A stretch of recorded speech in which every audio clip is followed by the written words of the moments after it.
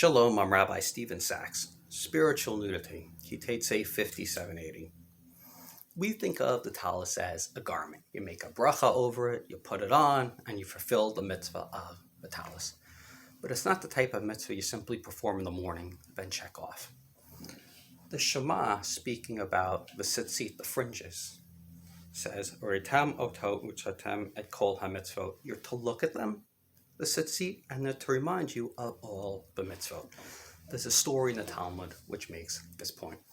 A yeshiva bacher, a young man, a yeshiva student, goes to visit a high-class zona. He's visiting her. He goes to take off the shirt. He takes off his talis katan, his undershirt with the fringes, with the tzitzit, and he begins to climb into bed. As he's climbing into bed, the talis katan jumps up off the floor, and the tzitzit slap him across the face. He immediately gets the message. He's reminded Judaism forbids the use of prostitutes.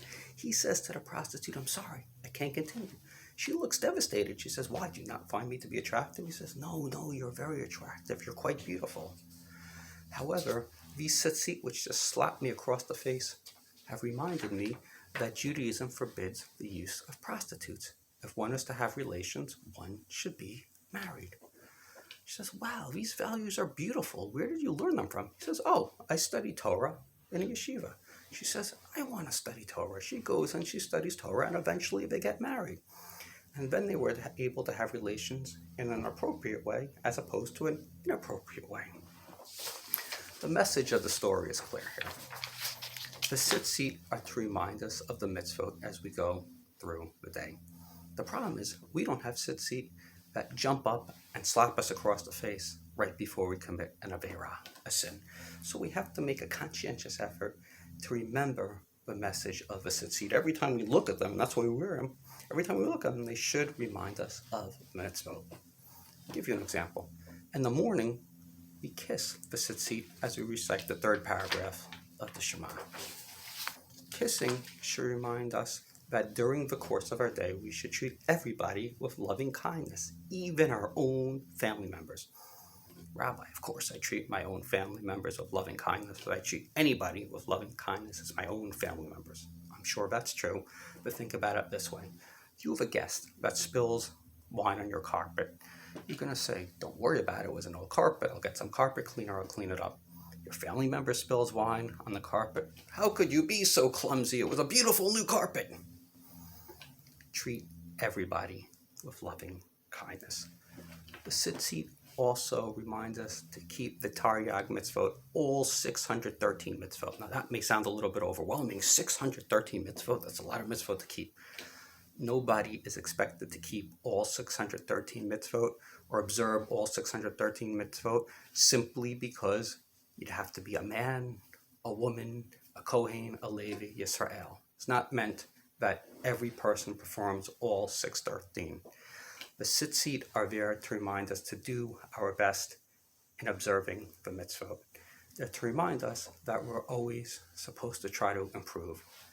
They should remind us that we're not perfect and we all have areas in which we should be improving on.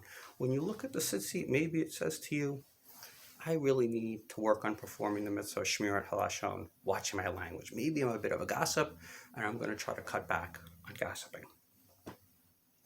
By the way, we have other items which function in the same manner.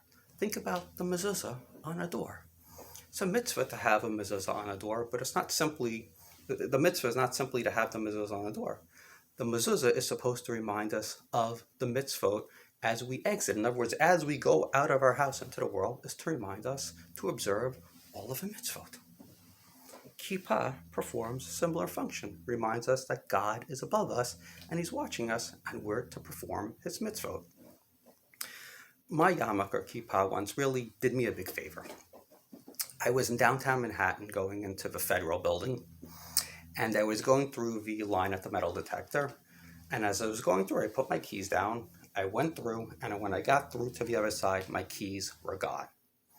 One security guard said to the other, I told you were letting people through too soon. The guy in front of him accidentally took his keys.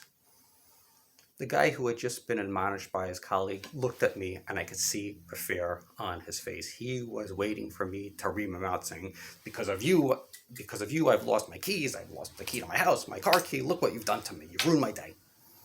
Well, of course, all of these thoughts were going through my head, but then I said to myself, wait a minute, I'm wearing a kippah, yarmulke, I'm in public here. How is it going to look if I ruin this poor guy out? He made a mistake that anybody could make. So instead of reaming him out, which I felt like doing, I said, I understand. It happens. No big deal. I said, wow, you're really a patient guy. How do you say patience in Hebrew? I said, Savlanut. And I hear him whispering to himself, Savlanut. Kippah stopped me from performing a Hillel Hashem, desecration of God's name. Now, we've spoken about the tzitzit, the mezuzah, the kippah. All of these things are wonderful. They remind you to observe the mitzvot. However, they do not actively provide you with feedback on how to perform the mitzvot better.